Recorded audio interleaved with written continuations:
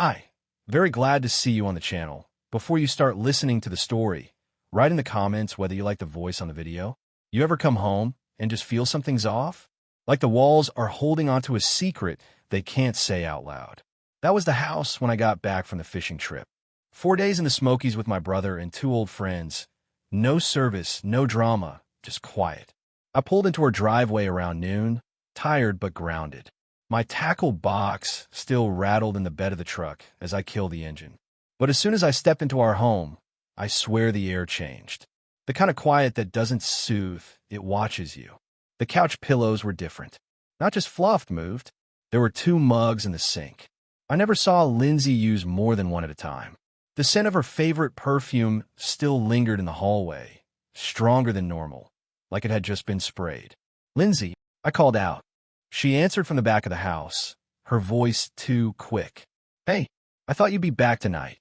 She came out wearing a baggy tee and leggings. Hair pinned up, casual but rushed. "How was the trip?" I shrugged, setting my bag down. "Good. Caught 2 smallmouths and a whole lot of peace." She laughed, but it didn't hit her eyes. "You smell like the lake. And you smell like flowers. Strong ones." She blinked. "Oh yeah, I was cleaning earlier. Wanted to freshen up the place." I nodded slowly. "It shows."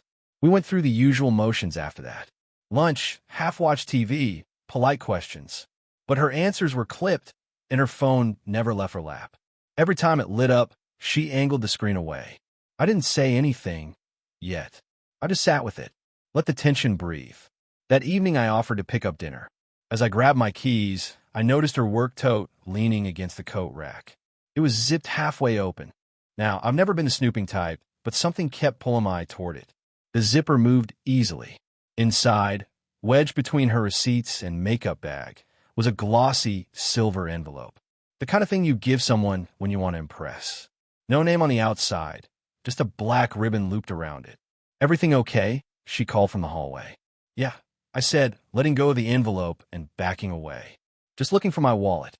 I picked up dinner from the diner 2 blocks over, but I couldn't taste any of it when we sat down to eat. My mind kept going back to that envelope. That perfectly tied ribbon. Her rushed greeting. The extra mug. The scent in the hallway. A dozen little things that wouldn't mean much on their own. But together, they started forming a shape I didn't want to recognize. Later that night, I told her I was exhausted from the trip and went to bed early. She kissed my cheek and said, "You need your rest." But I wasn't resting. I was thinking, not just about what might be going on, but about who. One name kept floating back into my mind, Kyle. He was her coworker at the salon, younger, always chatty with her.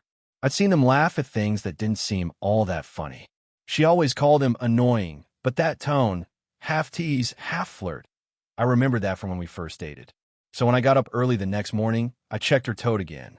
The envelope was gone, replaced with a crumpled receipt and a used lip balm. She had moved it, maybe used it, maybe given it to someone. By noon, I had a name and a story forming in my head. But by dinner time, I learned just how wrong I was about Kyle, and just how much deeper the truth really went. 2 days passed before I opened her closet. Not because I wanted to, because I couldn't sleep without knowing.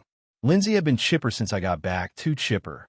Waking up early, offering coffee she never used to make, turning off her phone the second I looked her way. And that envelope, still gone, like it never existed. That nagging feeling built up under my skin until it felt like noise in my bloodstream. It was raining hard that morning. She had just left for work, supposedly covering for another stylist. I waited a full 15 minutes before stepping into the bedroom and opening her closet door. I didn't know what I was looking for until I saw it, tucked behind her winter boots, in a paper shopping bag that didn't match any store in town. Inside was a small black box. Elegant. Heavy. I lifted the lid and felt my stomach turn. It was a men's bracelet. Real leather. Steel clasp. Engraved on the underside. "See you soon, L." Not my wrist size. Not my initials. Not meant for me. I didn't shout. I didn't cry. I just stood there, holding it like it was some strange fossil dug up from a life I didn't recognize anymore. All I could think was, she planned this. It wasn't some fleeting mistake. She bought a gift, packaged it, wrote a message, all while pretending everything at home was fine. I sat on the edge of the bed, the box beside me. At first, I thought about throwing it in the trash. Then I thought about mailing it to whoever she was sneaking around with. But instead, I chose something better, something slower. Revenge, quiet and personal. I took the bracelet out and replaced it with a nearly identical one I'd found online the night before. Same look, same weight, but the engraving was different. I had it made overnight by a Rush jeweler in Nashville. The new one read, "You're a jokey." I resealed the box perfectly, repacked the bag, and put it right back where I found it. That afternoon, Lindsay came home humming again, like she had theme music to a secret. "Long day," she sighed, dropping her keys in the bowl by the door. "Booked solid. My hands feel like rubber bands." "You deserve a break," I said calmly. "You've been running hard lately." She gave me a smile, one I'd once fallen in love with. But now, it felt like a stranger borrowing her face. Later that night, I noticed she took the bag from the closet. Thought she was subtle about it. Thought I didn't see. But I did. I saw everything now. The next day, I started watching her patterns. What time she left, when she got back, who she mentioned, who she didn't. She said she had a new client with a weird work schedule, always booked late, sometimes after hours. I asked where. She said it was at the salon. "Isn't the shop supposed to close at 7? I asked casually. "Yeah, but sometimes I run late. You know how it is." I nodded. "Sure. Just seems like a lot of late nights, all of a sudden." She laughed it off. "Gotta hustle while I can." It was all performance. She was rehearsed, practiced, but her eyes didn't match her tone anymore. The next Friday, I checked her phone when she was in the shower. Not the messages. Those were always clean. She was smarter than that. I checked her calendar. One entry stood out. Lash appointment, 6:15 p.m., tip expected. Nobody puts tip expected in their personal calendar. Unless it's not lashes being done. Unless she's not the one doing the work. I closed the calendar and put the phone back before she came out. That night, she kissed me on the cheek and said she had an early shift. I told her to be safe, told her I loved her. She smiled and said, "Always." But in my head, I wasn't thinking about love anymore. I was thinking about the bracelet I swapped, and wondering if the man who opened that box had read the message yet. By the following week, I couldn't pretend anymore. Lindsay had been spinning her web with such precision, it almost worked. Almost. But when someone starts lying that well, they forget how many truths you already know. I was watching closely now, catching the little things. The way she started using cash instead of Venmo, how she laughed too long at texts she claimed were from clients, and how she started forgetting her charger so her phone would die right after dinner.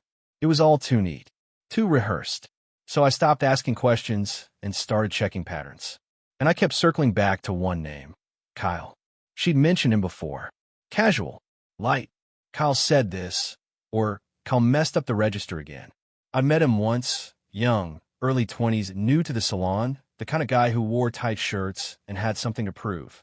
I remember the handshake. Weak grip, quick glance, fake smile. The kind of guy who flirts with married women and thinks it's harmless. I didn't have proof, but I had something else, time. That Thursday, I left work early and parked 2 blocks down from the salon. Around 6:40 p.m., I saw the lights go out. Lindsay came out first, alone, heading toward her car. No sign of Kyle. I almost felt guilty thinking I'd catch her in the act, right there in broad daylight. But then, about 2 minutes later, Kyle came out, on foot. No car keys, no bag, just a phone in his hand and a smirk on his face. He turned the corner and disappeared. I followed. He ended up walking into Joe's Tavern, a dive bar I knew well. I parked, slipped in, and took the far stool in the back. Kyle was already at the bar with 2 friends, laughing, tossing back something brown in a glass. I watched for almost an hour, but there was no call, no text, no sneaky exit to meet her. Just bar talk and cheap drinks. At one point, one of his friends asked, "You still working with that married chick?" Kyle raised an eyebrow. "Lindsay." My heart stopped. "She's cool," he said. "Bit older. Talks a lot about her garden." That was it. No hint, no smirk, no suggestion of anything shady. His buddy laughed. "She into you?" "Nah," Kyle shrugged. "I think she's trying to set me up with her cousin." I sat there stunned. Not because Kyle was innocent, but because I realized I'd built the wrong story. I left before they noticed me and drove home in silence, my knuckles pale from gripping the wheel. I'd gone in ready to burn it all down and found myself staring at smoke without a fire. When I walked through the door, Lindsay was on the couch watching a cooking show, legs folded under her, a bowl of popcorn half gone. "You're home early," she said. I forced a smile. "Slow night. Felt like being home." She patted the couch. "Sit with me." I did, and for the next half hour, I let her lean her head on my shoulder while my mind rewound everything. Kyle wasn't the one, but someone was. Someone she hadn't mentioned, hadn't even hinted at. Someone who didn't show up in the calendar or the gossip. That night, I lay awake while Lindsay slept soundly next to me. And for the first time, I realized just how deep her secret might go. She wasn't just hiding something, she was protecting it, guarding it, which meant it mattered more than she let on. I blamed the wrong man, but I wasn't done. Now I just needed to find the right one. I woke up the next morning to the smell of coffee already brewed. Lindsay had beaten me out of bed again. She was in the kitchen, humming, pouring 2 cups like she hadn't lied every day this month. She smiled when she saw me and slid a mug across the counter. "Early start," I said. "Big day," she answered. "I'm doing highlights on the mayor's wife. You know what that means. No room for error. Bet she tips better than the lash appointment guy." She blinked. Just a second too long. "What?" "The client with the tip expected note in your calendar." Thought that was a little funny. She laughed, but it was brittle. "Oh, that. Inside joke. The girl who booked it is extra generous." I nodded. "Makes sense." It didn't. Not even a little. She left an hour later, chirping something about dinner plans with the girls from the salon. Said she might stay late if they decided to grab drinks. I told her to have fun, but my brain was already cataloging the new details. Salon during the day. Drinks after. Possibly real. Possibly cover. I waited until I heard her tires fade down the road before heading to her car. She'd forgotten her gym bag on the back seat. Again. I opened the door, lifted it carefully, and searched the bottom. Found a folded sheet of notebook paper wedged beneath her extra sneakers. It was a schedule. Handwritten. No names. Just days, times, and 3-letter codes. Some entries had stars. Others had dashes. But one pattern jumped out. Every Thursday and Saturday at 7 p.m. was marked DPM. That wasn't salon hours. That wasn't girls' night. That was something else entirely. I snapped a picture and put the paper back exactly how I found it. Then I waited. That evening, I parked 3 blocks from the salon again. Lindsay didn't head there. Instead, she walked half a block to a different lot, where a black Toyota Camry waited, engine running. I didn't recognize the driver. Windows too dark to see. She climbed in like she'd done it before. No hesitation. No second glance. I followed at a distance. They drove through the edge of town, past the usual bar strips, and onto the south side where the cheap motels lined the state road like forgotten promises. At one light, I caught a clear look. The driver was in his mid-30s, wearing a hat low over his brow. Not Kyle. Not anyone I'd seen her mention. But she laughed as they pulled into the gravel lot of a place called Sunset Inn. Real classy. They disappeared into room 6. I didn't follow. Not yet. I just sat in my truck, staring at the rusted motel sign, flickering like a dying signal. It wasn't about catching her in the act anymore. I already knew. But the who still mattered. And now, I had a car, a time, and a man. Just not his name. The next morning, I asked casually, "You end up meeting the girls?" She nodded, yawning. "Yeah, but not for long. Christy got sick and left early. We all kind of bailed. Too bad. You looked like you needed the fun." I did. But honestly, I just wanted to crash. She crashed all right, just not in our bed. For the next few days, I tracked the black Camry every time it showed up in that lot. Always around the same times. Thursday, Saturday, DPM. I watched from a distance. And finally, on the 3rd day, I followed him after he dropped her off. Turns out, the Camry belonged to a guy named Dean. Uber driver. Local. Kept to himself. Lived 3 blocks away. That night, I looked at Lindsay across the table while she ate spaghetti like it was any other Thursday. "How was Dean?" I asked. She didn't flinch. "Dean," she repeated.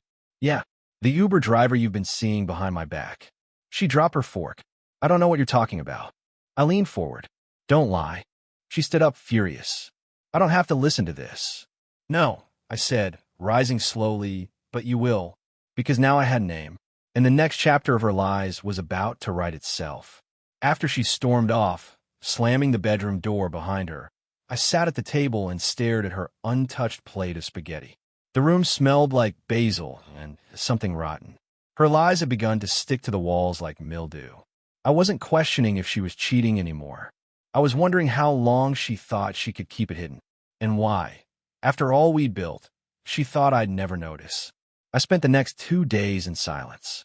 Not the angry kind, the cold kind.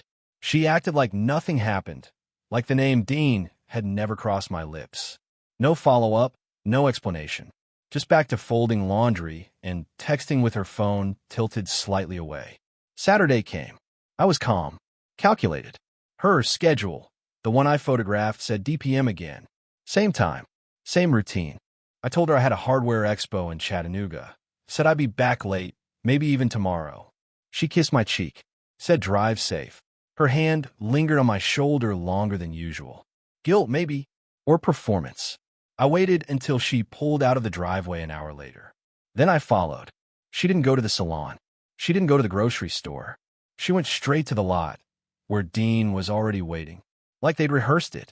Like this was just another scene in the sick little script they'd been acting out. I didn't follow this time. I drove past, found a turnoff, and doubled back through a side road until I had a clean line of sight on the Sunset Inn. At 7:05, they entered room 6. Same as before. I parked across the street behind a billboard, pulled out my phone, and pressed record. I didn't need footage of what was happening inside.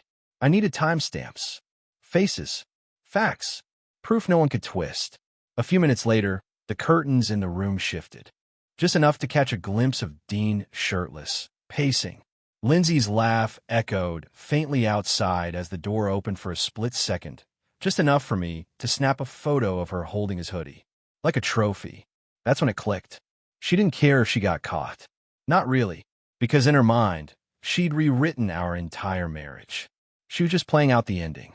I drove home in silence, and by the time I got there, I wasn't angry. I was ready. I backed up every video, every photo, every calendar screen grab onto a flash drive. I labeled the folder Lindsay, the real cut. Then I emailed a copy to myself under an unrelated name. I wasn't going to throw a tantrum or beg her to explain. No, I'd been handed a puzzle, and now the picture was complete. All I had to do was wait for the right moment to flip it face up. When she got home that night, I was in bed, reading a car repair manual with one hand and sipping a beer with the other.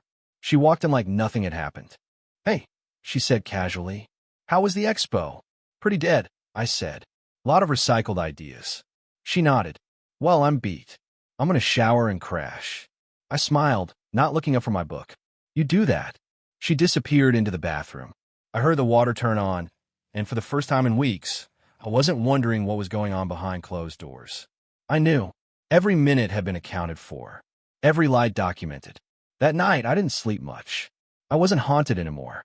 I was focused, because the next time she thought she was going to lie straight to my face, I'd be ready to hand her every receipt, every detail. And I wouldn't raise my voice. I'd raise the curtain. I didn't confront her the next morning. I let her brew coffee, hum whatever off-key tune she'd been stuck on for the past week, and talk about the weather. I nodded, smiled, said all the right things. Meanwhile, I was already mapping out how it would end. I wasn't just going to catch her. I wanted her to know I'd seen it all, down to the last second she thought she'd gotten away with. The quiet build-up made it easier. Colder. Cleaner. That afternoon, I went to see Dean. He didn't know me yet, but I'd already confirmed enough. His license plate, his room number, his routines. Dean was a man who operated on patterns, and his latest one had a 7 p.m. Lindsay-shaped hole in it every Thursday and Saturday. So I requested a ride through the app, setting my pickup a few blocks from the motel. He rolled up right on time. Same Camry, same smug look under his ball cap. "You Ethan?" he asked. "Yeah." We drove in silence for the first 5 minutes. I watched his hands. Confident. Relaxed. He didn't recognize me, of course. Why would he? He didn't know the man behind the curtain yet. But I knew him. I'd watched his every move through a windshield, like a hunter learning his prey. "You drive full-time?" I asked, keeping it casual. "Mostly nights. Pays better." Makes sense. People gotta get around. He nodded, glanced in the rear view. You new in town? I smiled. Nah, been here a while. Wife's a stylist at the salon off Parkside. Dean's fingers twitched slightly on the wheel. Oh yeah, Lindsay. You might have seen her. He blinked but kept his eyes on the road. Don't think I know her. Sure about that? I asked, leaning forward. You've seen her plenty. Usually around 7. Room 6. Sun set in. The silence was instant. Heavy. He swallowed hard. I think you've got the wrong guy, he muttered. I didn't answer. Just stared. Long enough to make him squirm. When he dropped me off, I paid in cash, handed him a 20 for a $10 fare, and said, consider it a tip for performance under pressure. Then I walked away. That night, Lindsay told me she had to stay late at the shop again. Same time as always. I gave her the nod, the fake smile, and watched her leave without a second thought. I didn't follow this time. Not first. I gave them room to get comfortable. Let the routine unfold, just like every other night. Then I drove out to the Sunset Inn. This time, I parked directly across from room 6. I turned off the headlights, waited 5 minutes, then stepped out of the truck and crossed the lot. I didn't knock. I didn't say a word. I just opened the door. They forgot to lock it. Inside, Lindsay was facing away, her back to the door, laughing at something Dean had said.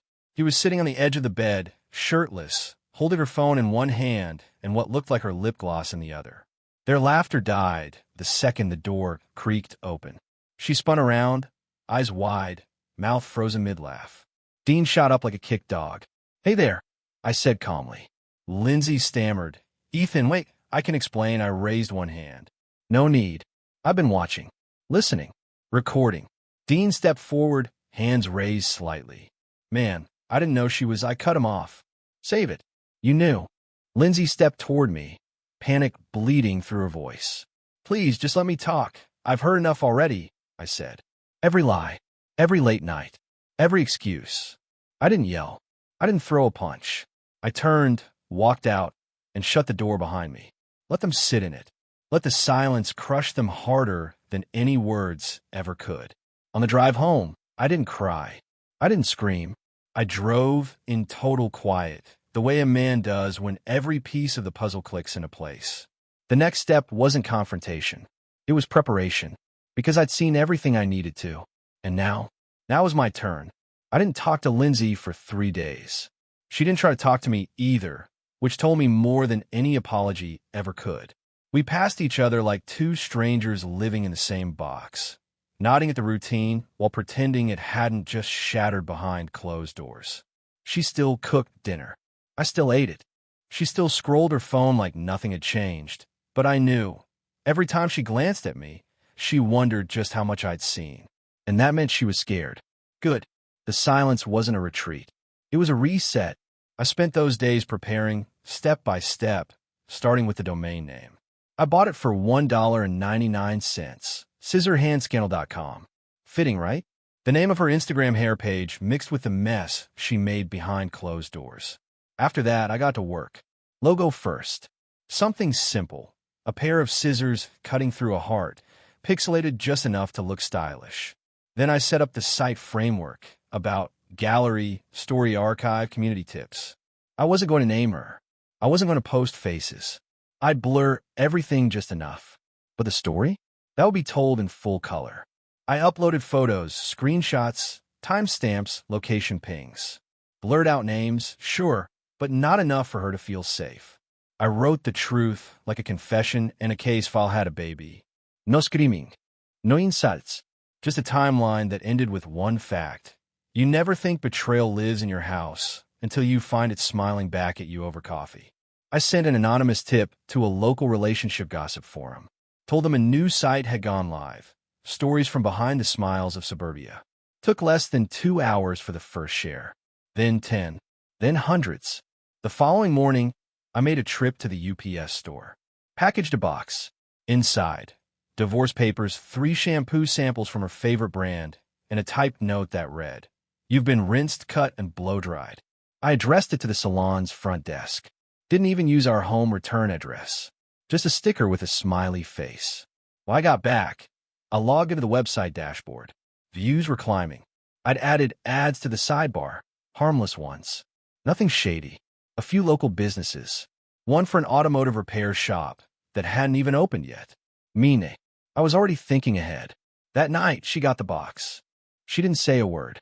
Just came in pale, eyes sunken, like someone had sucked the last excuse out of her lungs. She set the box on the table and stared at me. "What is this?" she asked. I didn't look up from my laptop. "Looks like a goodbye. You mailed this to my work?" "No," I said. "I mailed it to your stage." She blinked, confused. That's all it ever was, wasn't it? A performance. A carefully crafted act to keep the truth in the dark. Ethan, Eastwood. You don't get to rewrite the script now. She took a shaky breath. "You think this makes you right?" "No," I said. "It makes me free." The next day, her name was trending, though no one called her by it. Dirty stylist in Tennessee town scandal was all the blog said. Her salon's Instagram page went private within hours. One of her coworkers posted a cryptic story about betrayal in the workplace. Client consolé appointement. Calls started coming in, asking if she was the one from the site. She quit by the end of the week. I kept building the repair shop's page quietly. Bookings trickled in. People remember my name more than hers now. Some out of pity, some out of quiet support. Didn't matter. Business was business. Dean disappeared from the area shortly after. His Camry never showed up in town again. Rumor was he got reported for violating Uber's conduct policies. Who knows how that happened? I never spoke to either of them again. Didn't need to. Because sometimes revenge isn't loud. It's just well lit. And it goes live at midnight. I thought she might disappear. Honestly, that would have been easier. Quiet exit. No words. Just the echo of choices catching up to her. But people like Lindsay don't vanish when their lies collapse. They scramble for whatever ground they can still stand on. That Thursday, 5 days after I mailed the divorce papers, she showed up at the shop. I just opened the garage door, the scent of engine oil thick in the air, when I saw her standing at the edge of the gravel lot, clutching a paper bag and a purse that looked far too expensive for someone recently unemployed. I didn't say anything, just wiped my hands on a rag and walked back inside. She followed. "I brought food," she said quietly. I didn't stop. "Not hungry." She set the bag on the counter. "You look tired." I gave her a look. "I'm rebuilding a life that didn't need fixing before you broke it. That kind of work takes hours." She winced but pushed forward. "Ethan, I messed up. I know that. But I think we could talk. I spun to face her. "Now you want words. You spent weeks handing your time to someone else and lying to my face between haircuts. You had your chance to talk." She stepped closer, voice catching. "I didn't mean to hurt you." "That's the problem," I said. "You didn't think at all." There was a beat of silence. She looked smaller somehow, like the power she thought she held had slipped between her fingers. I could see it, panic behind her eyes masked as humility. But it wasn't real. It never had been. "I've been staying at a friend's," she said. "It's not permanent. I was hoping maybe we could figure something out." "You mean you were hoping I'd forget?" I said flatly. "Forget the lies, the motel receipts, the footage. You think this is a reset button?" She didn't deny it, just stared down at her hands. "I don't have anywhere else," she mumbled. "You have every place you ran to when you weren't with me."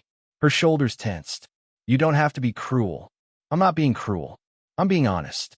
Something you were allergic to the entire time we were married." She opened her mouth, then closed it again. Whatever speech she had rehearsed, it fell apart in the air between us. "I still love you," she said finally. I nodded slowly. "That's not the part one doubt. It's just that your definition of love includes betrayal, and mine doesn't. I made a mistake." "No," I said, stepping past her. "You made a pattern. You just got caught in the middle of it." She followed me out onto the lot, the gravel crunching under her heels. "Please, Ethan, I'm not proud of what I did, but I didn't expect it to spiral like this. I didn't know it would cost me everything." I turned, finally letting the weight of the last weeks show in my eyes. "That's what makes it worse. You weren't sorry until it was inconvenient. Not when you were smiling in someone else's car. Not when you were lying about fake Etsy clients and tutoring jobs. You were sorry the second the world stopped clapping." Tears welled up. Not the loud, dramatic kind. The quiet ones. The ones that came when she realized the last door had just shut. I didn't move. This place? It's mine now. This life? Mine again. And you don't belong in either. She wiped her cheek, voice barely above a whisper. So that's it. That was at the moment you chose him over me. She turned without another word, walked to her car, and didn't look back. I watched her drive off, the dust trailing behind her like a final goodbye that had taken too long to arrive. Inside the shop, I sat down at my desk. The sun filtered through the windows, casting long shadows on the concrete floor. I wasn't angry anymore. I wasn't even sad. I was empty, but in the way a field feels after a wildfire. Nothing left to burn, and all the room in the world to rebuild. It's strange how quiet the world feels when you're no longer bracing for betrayal. I used to think peace was something you earned by fighting through the chaos. Turns out, it's what shows up the second you stop inviting the storm inside your home. 3 months after Lindsay left for good, the shop had its first full week of back-to-back bookings. Oil changes, brake jobs, full diagnostics. I didn't turn a single customer away. I stopped calling it a business and started calling it mine. And it wasn't just the mechanics. I got better at sleeping. Not because I was tired, but because my mind wasn't rehearsing imaginary conversations anymore. I didn't rehearse anything. I lived it. Straight through. The house didn't feel haunted anymore either. I painted the guest room, swapped out the bedding, donated half the furniture that reminded me of compromise. I kept the old recliner, though, the one she always said clashed with the decor. Funny thing is, it never squeaked after she left. Just leaned back smooth, like it had been waiting to breathe too. The site I built, the one that started as therapy and turned into local legend, slowed down in traffic, but the ad revenue kept coming. I didn't chase the spotlight. I just let the truth sit there for anyone who needed it. A reminder that behind some smiles are people biting their tongues. Behind some marriages, a man builds a quiet escape, route brick by brick. And sometimes, if he's patient enough, he doesn't just walk out. He runs the place afterward. There were days when I saw her around town, in the grocery store, at the gas station, never more than a glance. She never said a word, just ducked her head, clutched her purse tighter, moved past me like I was a ghost. I didn't feel angry, just grateful. Every time I saw her face, it was like watching a bad chapter close again, and remembering I didn't have a turn back. Last week, Callie from the bakery invited me to her daughter's birthday party, said they could use a hand with setting up chairs. I went, helped string lights in the backyard, fixed the wobbly table leg, even stayed for cake. I didn't flirt, didn't expect anything. But when I left, she walked me to my truck, handed me a slice wrapped in foil, and smiled like she meant it. I hadn't seen that kind of smile in a long time, the kind that wasn't hiding a second story behind it. I still get messages through the website. Some anonymous, some raw. My husband did this. My wife is doing that. How did you know? I don't give advice. Just one sentence, copied and pasted every time. When you stop trying to make sense of a liar, peace finds the door again. That's what happened with me. I didn't chase revenge after it landed. I just stood still long enough to let it bloom into something useful. Tonight, I locked up the shop early, drove down to the river, and sat on the tailgate of my truck with a soda and an old transistor radio humming low. No carouse, no noise, just water moving and the sound of crickets carving out the night. I pulled out a photo, one I'd nearly thrown away months ago. It was from a fishing trip Lindsay and I took years ago. Before the lies, before the motel room, before I realized how little I actually knew the person standing beside me. I looked at it for a while. Then I folded it in half, set it beside me, and let the breeze carry it off the edge. There was no speech, no vow, no emotion in sweat, just the weight of nothing left to fix, and the comfort of everything finally working again. Thank you for listening to the end. I hope you enjoyed it very much. Don't forget to give a like, and tell us in the comments what you would do in such a situation.